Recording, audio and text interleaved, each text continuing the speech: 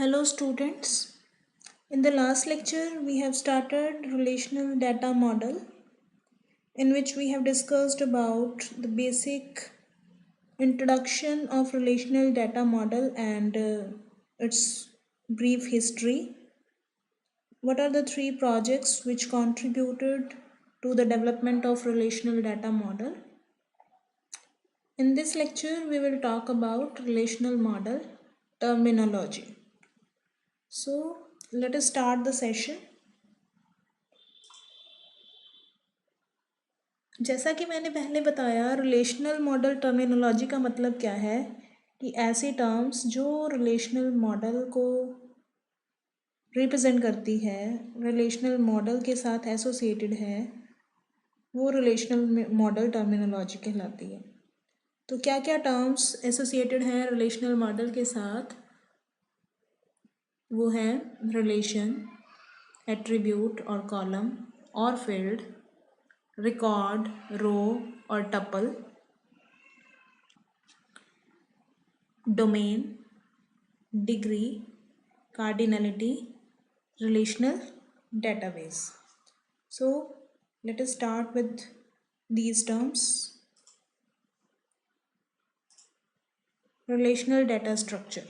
तो first term जो relational data structure के साथ एसोसिएटेड है वो है रिलेशन। रिलेशन क्या है? A relation is a table with columns and rows.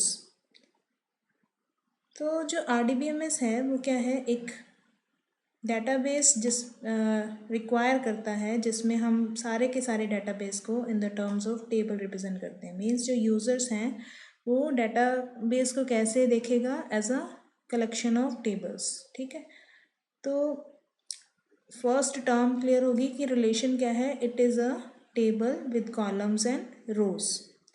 Second term है एट्रीब्यूट। तो एट्रीब्यूट क्या है? An attribute is a named column of a relation.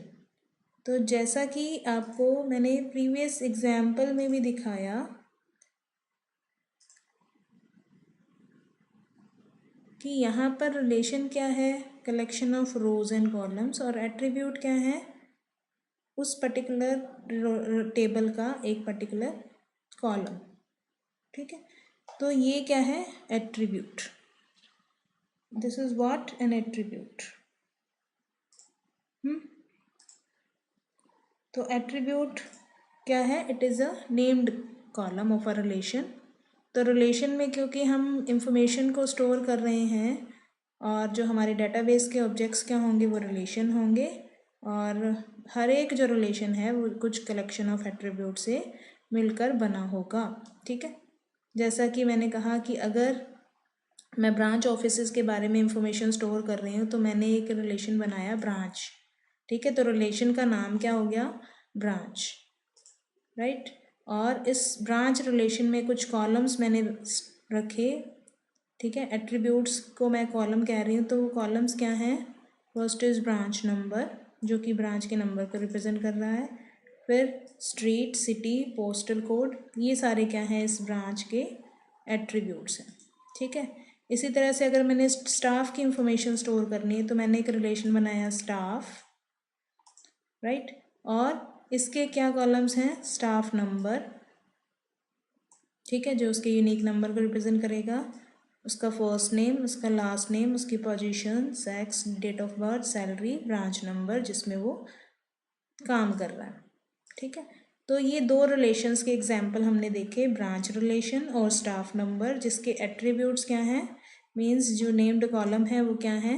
Branch के हैं branch number, street, city, postal code. इसी तरह से स्टाफ के हैं staff number, first name, last name, date of birth, salary, branch number. और जो इन दो रिलेशन के बीच में रिलेशनशिप शो कर रहा है वो क्या होता है? Common attribute.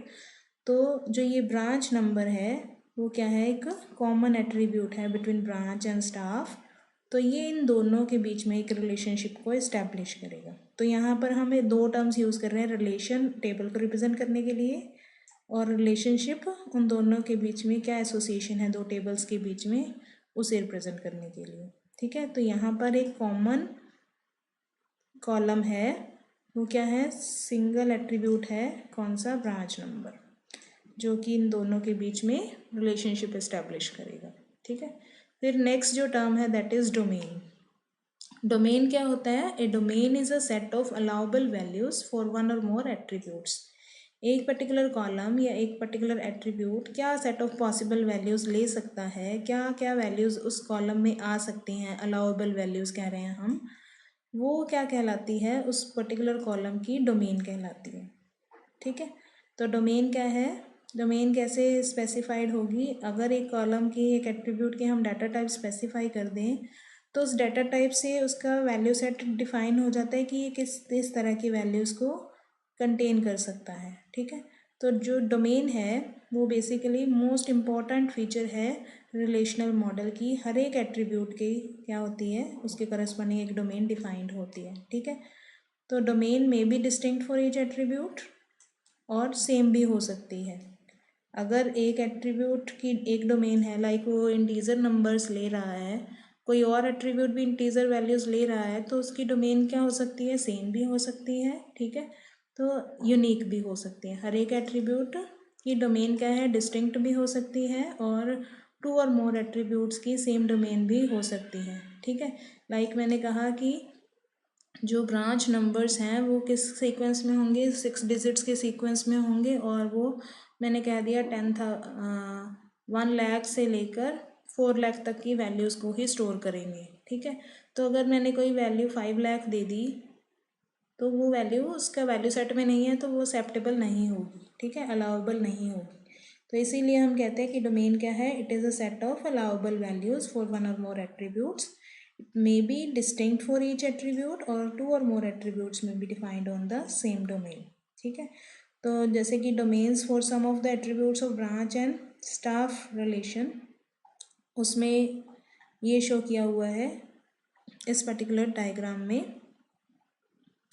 तो ये पर्टिकुलर क्या है? एट्रीब्यूट्स हैं, branch number, street, city, postal code. ये एक रिलेशन है। ठीक है। इस रिलेशन का नाम क्या है? ब्रांच। ये क्या है? इसके एट्रीब्यूट्स हैं।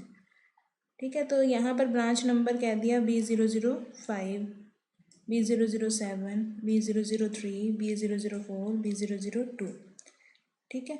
तो ये क्या है? हमारे पास इसके कुछ सेट ऑफ वैल्यूज़ हैं। सेट ऑफ पॉसिबल वैल्यूज़ में से कोई एक वैल्यू हर एक जो टपल है वो कैप्चर कर सकती है एक एट्रीब्यूट के कॉरस्पॉन्डिंग। ठीक है।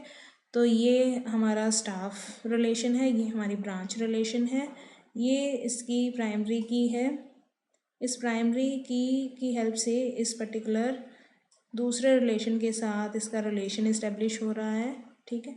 तो ये इसके लिए क्या है? ये फॉरेन की है। ठीक है। तो ये कॉमन एट्रीब्यूट इन दो रिलेशंस के बीच में लिंक इस्टेब्लिश कर रहा है। ठीक है। तो यहाँ पर हमने देखना है डोमेन्स। तो लाइक मैंने कहा एट्रीब्यूट ब्रांच नंबर है, वो क्या करता है? इसकी डोमेन क्या है? इसका साइज़ रख दिया मैंने 4 और उसकी रेंज क्या दे दी 4 साइज़ में? B001 से लेकर B999 तक ये वैल्यूज़ को ले सकता है। ठीक है।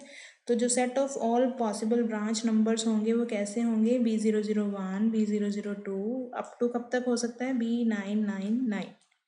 अगर मैंने इससे अबव वैल्यू दे दी, B1000 दे दिया, तो वो क्या है? इसकी रेंज से बाहर चला जाएगा और एरर आ जाएगा, वैल्यू एक्सेप्टेबल नहीं होगी, क्योंकि हमने साइज़ 4 दे दिया तो 4 साइज़ से और रेंज से इसकी डोमेन डिफाइन हो गई। ठीक है। इसी तरह से स्ट्रीट जो कॉलम है, एट्रीब्यूट है, उसका साइज़ दे दिया 25। ठीक है। तो करेक्टर 25 है, तो 25 करेक्टर्स के कोई भी सीक्वेंस है जो वो स्ट्रीट नेम हो सकता है। इसी तरह से सिटी के लिए, इसी तरह से पोस्टल कोड के लिए। सेक्स के लिए मैंने साइज़ दे दिया 1 और वैल्यू क्या हो सकती है? मेल और फीमेल। तो ये क्या है? इस पर्टिकुलर एट्रीब्यूट की डोमेन है कि इसमें पॉसिबल वैल्यूज़ कितनी हो सकती हैं?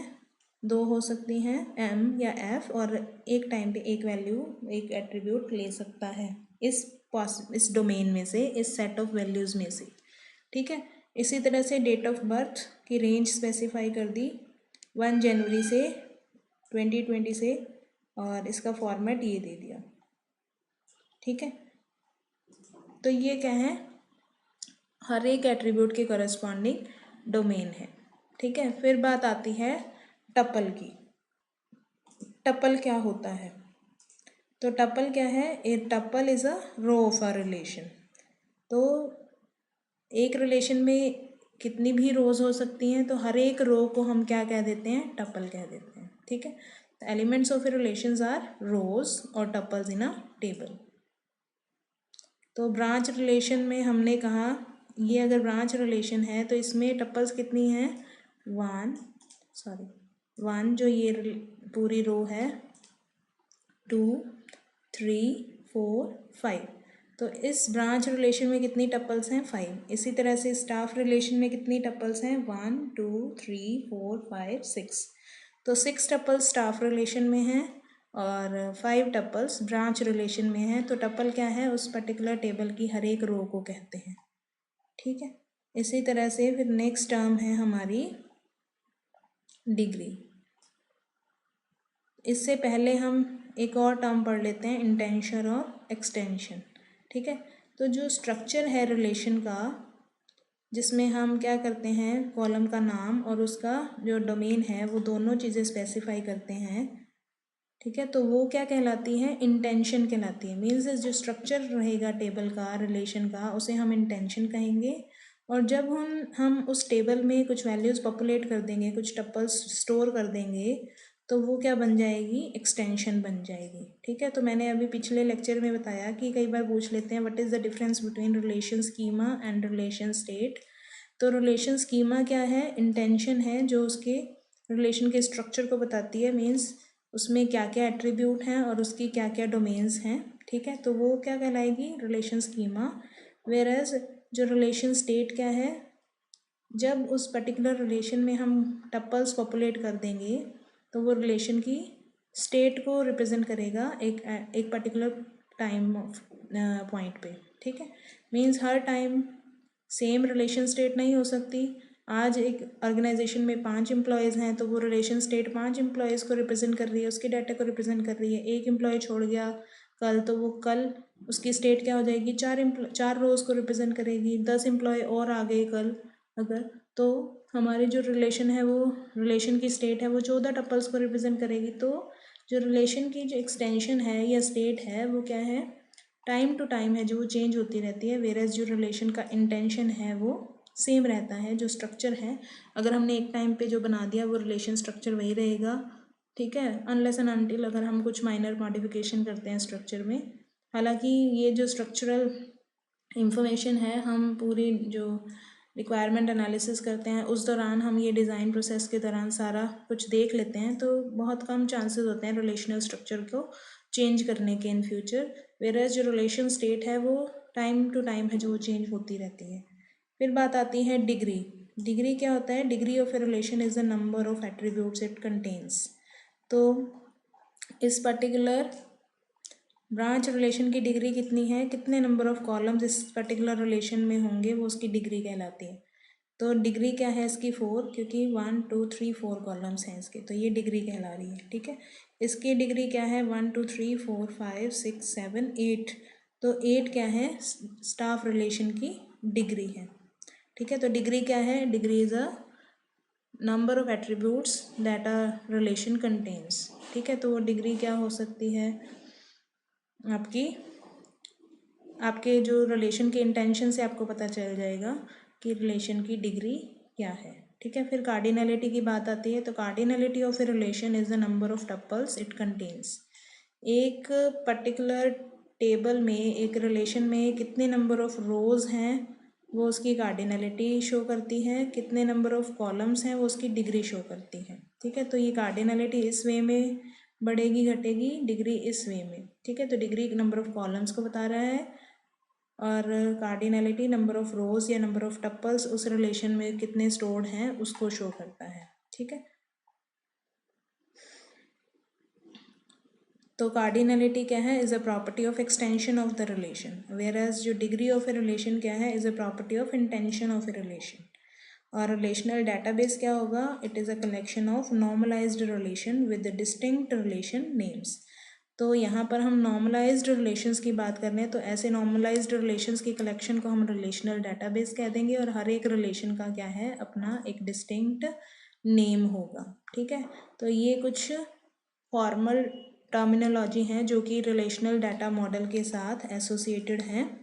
अल्टरनेटिवली हम कुछ और टर्म्स भी यूज़ कर लेते हैं कई बार, जैसे कि अगर हम एक टर्म रिलेशन कह रहे हैं तो उसे हम अल्टरनेटिवली टेबल भी कह सकते हैं या कई जगह फाइल भी कहा होगा। अगर हम टपल टर्म यूज़ कर रहे हैं तो उसे हम रो भी कह सकते हैं या रिकॉर्ड भी कह सकते हैं। अगर हम फॉर्मली रिलेशनल मॉडल में एट्रीब्यूट टर्म यूज़ कर रहे हैं तो उसे हम कॉलम भी कह सकते हैं या फील्ड भी कह सकते हैं। ठीक है, तो फील्ड, रिकॉर्ड, फाइल, ये हायरार्की हमने शुरू की यूनिट में पढ़ी थी। ठीक है, अल्टरनेटिवली हम टेबल, रो और कॉलम भी यूज़ कर सकते हैं, और मोर फॉर्मली हम यूज़ कर सकते हैं रिलेशन, टपल और एट्रीब्यूट्स। ठीक है, तो this is all about basic terminology which is associated with relational data model, जिसमें हमने डिटेल में पढ़ा डिफरेंट टर्म्स के बारे में। वो टर्म्स क्या हैं?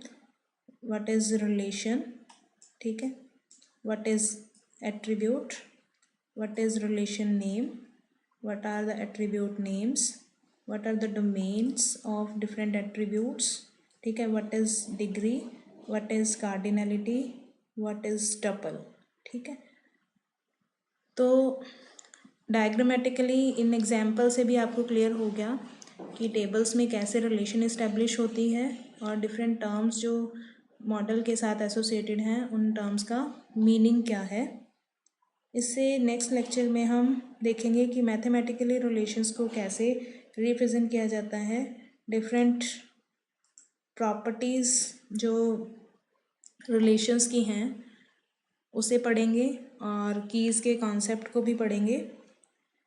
This is all about basic terminology associated with relational data model. Thank you very much.